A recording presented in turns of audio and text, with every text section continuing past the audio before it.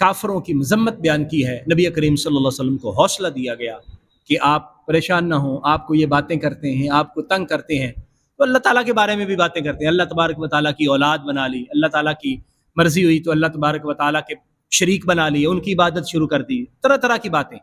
इनके पास कोई दलील नहीं है, इनके पास कोई ऐसा पुख्ता मामला नहीं है, पुख्ता बात नहीं है, ज़न्न तखमीन से काम कर रहे हैं, तो आपको परेशान होने की ज़रूरत नहीं। इज़्ज़त अल्लाह के यहाँ है, अल्लाह तबारक व ताला इनको बताएगा क़यामत के दिन जब आएंगे कि ये क्या करते रहे हैं, और फिर इनको वहाँ पर अल्लाह तबारक व ताला जहन्नम का ईंधन बना देगा। बिस्मिल्लाहिर्रहमानिर्रहीम। सूरह यूनुस की 65 नंबर आया मुक़द्दसा से आज पढ़ेंगे। 7वां रुकू हम पढ़ रहे हैं सूरह यूनुस का। अऊज़ु बिल्लाहि मिनश शैतानिर रजीम, बिस्मिल्लाहिर्रहमानिर्रहीम। वला यहज़ुनका क़ौलुहुम इन्नल इज़्ज़ता लिल्लाहि जमीअ हुवस समीउल अलीम।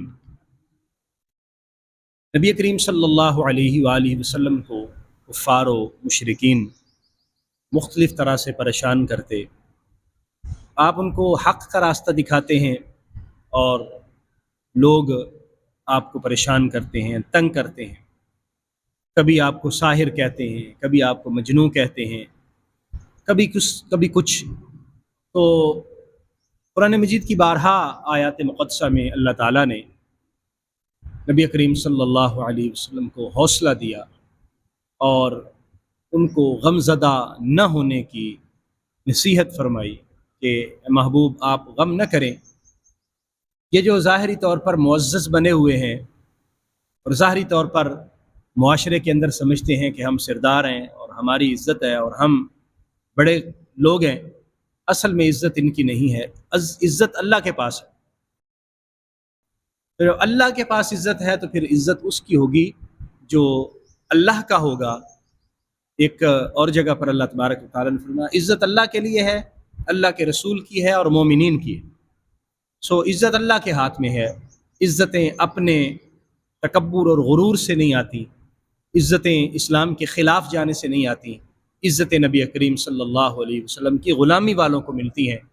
और क्योंकि इज़्ज़त नबी करीम सल्लल्लाहु अलैहि वसल्लम का तवाफ़ करती है, और हर वो शख्स जो हुज़ूर के दामन करम से वाबस्ता होगा, अल्लाह करीम उसको इज़्ज़त अता फ़रमाएगा। और सिर्फ़ दुनिया की नहीं, दुनिया की और आखिरत दोनों की इज़्ज़तें उसके शामिल हाल होंगी।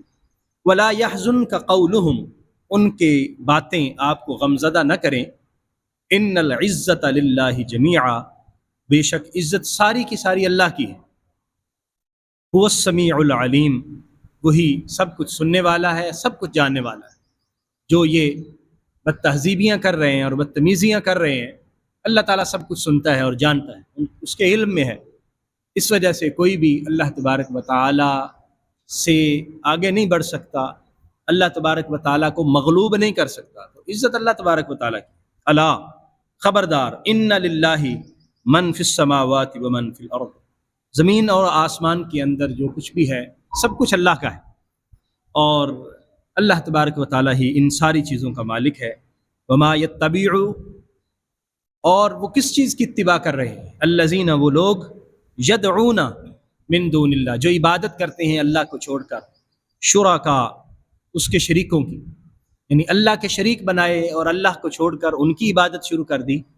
तो ये देखे तो सही, इत्तिबा किस चीज़ की कर रहे हैं? उन बुतों की जिनको खुद बनाते हैं। मर्जी होती है उठा के किसी और जगह ले जाते हैं, मर्जी होती है उसको रख लेते हैं, मर्जी होती है तोड़ डालते हैं, तो उसकी इत्तिबा कर रहे हैं अल्लाह के मुकाबले में। इन यत्तबिऊन इल्ला ज़न्न, और ये सिर्फ ज़न्न ही की इत्तिबा करते हैं, गुमान की।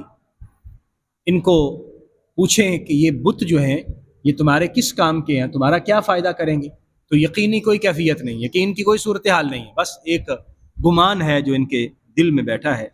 व इन्हुम इल्ला यखरुसून, और वो सिर्फ और सिर्फ अंदाज़े लगा रहे हैं, अंदाज़ों से काम चला रहे हैं कि यही बुत हमारे होंगे, यही बुत हमारे आबा व अजदाद के खुदा थे और उनकी इबादत हमारे आबा व अजदाद भी करते रहे हैं, सो हम भी कर रहे हैं, यही ठीक होंगे। अंदाज़े हैं, कोई यकीनी खबर नहीं है, कोई हकीकी बात इनके पास नहीं है। वल्लज़ी जअला लकुमुल लैला, वही ज़ात है جس نے تمہارے لیے رات کو بنایا، یعنی اللہ ہے یہ کائنات کا خالق و مالک، اصل میں اللہ ہے، یہ نہ بت ہیں اور نہ ان کے وہ شریک جن کو اللہ کے مقابلے میں یہ لے کے آتے ہیں۔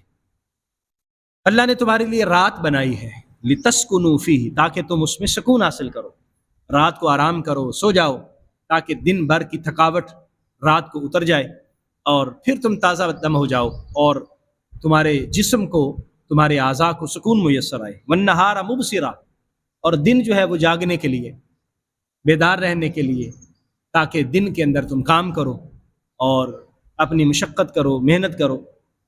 ان فی ذلک لآیات لقوم یسمعون، بے شک اس میں نشانیاں ہیں اس قوم کے لیے جو سنتی ہے، جو بات کو سنے اور بات کو سن کر پلے باندھے، تو نشانیاں اس کے لیے ہوتی ہیں اور وہی عبرت حاصل کرتا ہے۔ قالو، انہوں نے یہ کہا ہے، یہ کافر اور مشرک جو ہیں، انہوں نے کہا اتخذ اللہ ولدا، کہ اللہ تبارک و تعالیٰ نے اولاد بنا لی ہے، اللہ کی اولاد ہے۔ سبحانہ، اللہ کی ذات تو اس سے پاک ہے۔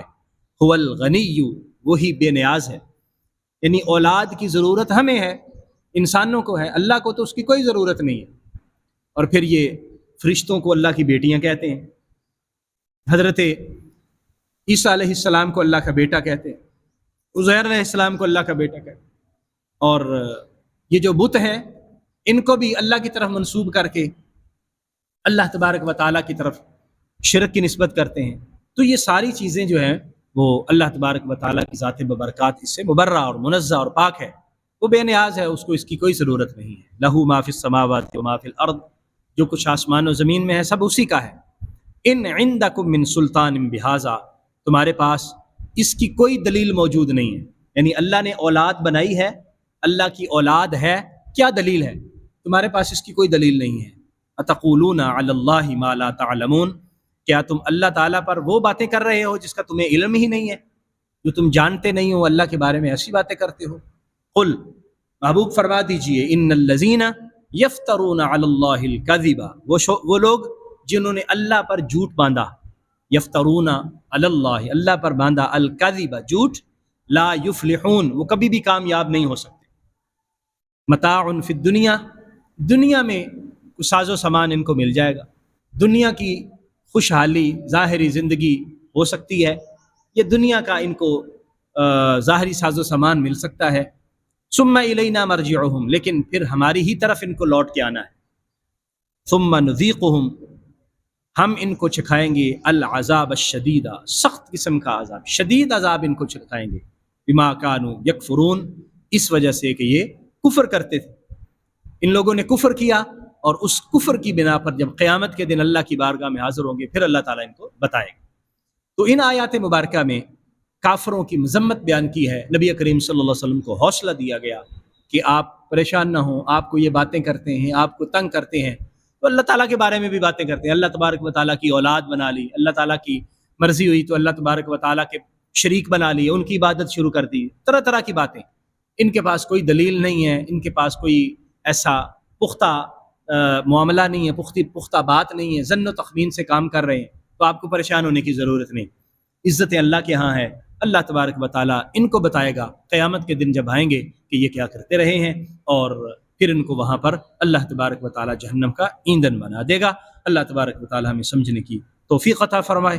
آمین۔ وآخر دعوایا ان الحمد للہ رب العالمین۔